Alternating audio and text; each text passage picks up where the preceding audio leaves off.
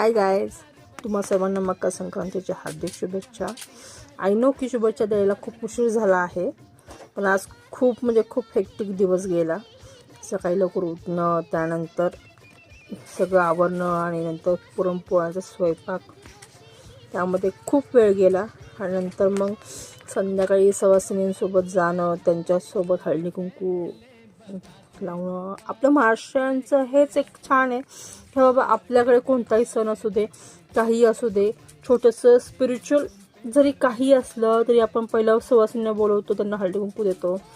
हे मला खूप आवडतं. म्हणजे की 4 बायका एकत्रित गोळा होतात, जे की आत्ताचे जे लोक म्हणतात की वुमन्स टॉक्स, ती गोष्ट ॲक्च्युअलमध्ये नाही होत. पण काही असतील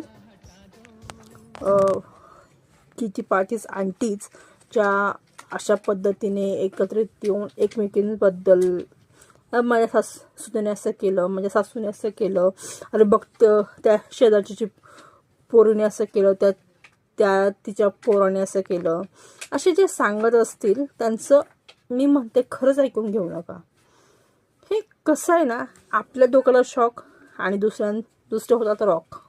त्यामुळे आपण दुसऱ्यांचं कितवर ऐकावं आणि कितवर त्यांना एंटरटेनमेंट करावं हे शेवटी आपल्यावर आहे.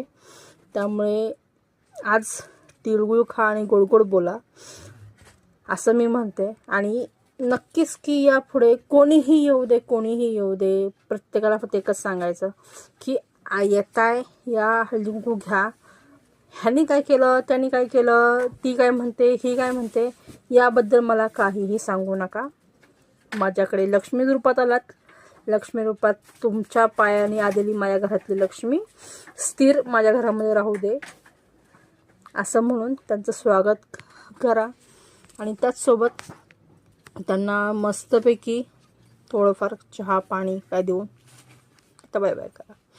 जास्त कोणाला एंटरटेनमेंट करण्याच्या नादामध्ये स्वतःची लाईफ हेक्टिकमध्ये टाकणं हे मला आवडत नाही. आणि हे फारसं तितकं चांगलंही नाही, ॲक्च्युअलमध्ये चांगलं नाही. सो बी पॉझिटिव्ह आणि be changes, not a kitty parties aunty.